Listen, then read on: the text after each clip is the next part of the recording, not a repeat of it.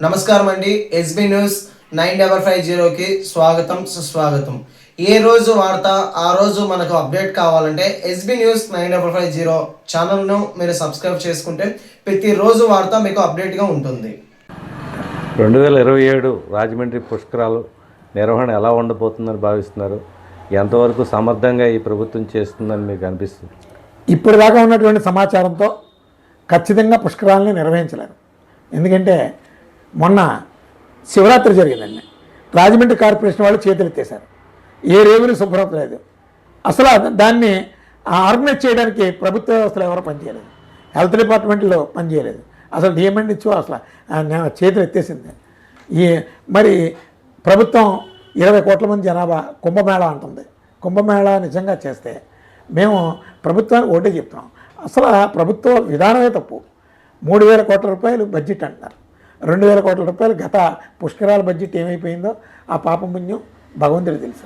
ఇప్పుడు 3,000 కోట్ల రూపాయల బడ్జెట్ అంటారు. వాస్తవానికి పుష్కరాలంటే ఎక్కడండి? రాజమండ్రి ఒక్కటే కాదు కదా. రాజమండ్రి పుష్కరాలు అంటే త్రయంబక్కం దగ్గర నుంచి మొదలవుద్ది, అంతర్వేది దగ్గర ముగుస్తుంది. నిజంగా మీరు 20 కోట్ల మంది భక్తులు ఈ రాజమండ్రికి వస్తే మీరు ఆర్గనైజ్ చేయగలరా? ప్రతి రేవు పవిత్రమైనటువంటిదే. అక్క త్రయంబకం నుంచి వచ్చే ఈ మాది అప్ టు కోనసీమ సముద్ర మార్గంలో కలిసే వరకు కూడా అన్ని రేవుల్ని డెవలప్ చేయండి.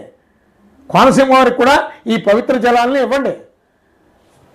అలాగే రాజమండ్రి పరివాహక ప్రాంతం అన్ని ఘాట్లు కూడా అందరూ ఈ పుణ్యఫలాలని అందుకునే అవకాశాన్ని కల్పించండి. అందుకని 3,000 కోట్ల రూపాయలు ఈ రాజమండ్రి శాసనసభ్యుడి పరిమితే కాదు, కోనసీమ వరకు మీరు ఈ పుష్కర జాతరని నడిపించండి, చేయించండి. కుంభమేళా కంటే గొప్పగా విజయవంతం అవుద్ది. అద్భుతమైనటువంటి పుణ్యం ప్రభుత్వానికి దక్కుతుంది, ప్రజలకి దక్కుతుంది. ఆ విధంగా మీరు ఆలోచన చేస్తలేదు. పైగా ఇంకొకటి ఏంటంటే, ఇప్పుడు పుష్కరాలకు పెట్టినటువంటి ముహూర్తం చాలా ఘోరమైనటువంటి ముహూర్తం. అది చాలా తప్పు. నాకున్నటువంటి పరిజ్ఞానంతో చెప్తున్నాను. దీని మీద నేను చర్చించడానికి సిద్ధం. ఇప్పుడు పంచాంగ ముహూర్తం అనేది దైవ కార్యక్రమాలకి చాలా తప్పు అని మన శాస్త్రాలు చెప్తున్నాయి. ఆగమశాస్త్ర ప్రకారం ముహూర్తం పెట్టండి. ఆగమశాస్త్ర ప్రకారం దైవ కార్యక్రమానికి పెట్టకుండా మీరు పంచాంగ శాస్త్రంతో ఈరోజు పుష్కరాల ముహూర్తం పెట్టారు. దైవం కూడా క్షమించడు. దైవ కార్యక్రమం చేస్తున్నాం.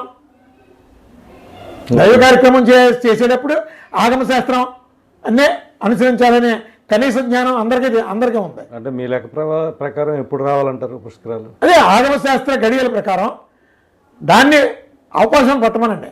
ఆగమశాస్త్రాలు 2027లో పుష్కర గడియలు ఎప్పుడు వస్తున్నాయి అన్నది ఆగమశాస్త్రాన్ని స్టడీ చేయమనండి. అవన్నీ చేయకుండా ప్రభుత్వం ఈ అనౌన్స్మెంట్, ఇది పంచాంగ శాస్త్రం.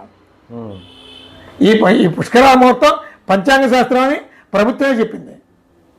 పంచాంగ శాస్త్రం ప్రకారం అసలు పుష్కరాలు లాంటి ఒక పవిత్ర దినాన్ని ప్రారంభించకూడదు.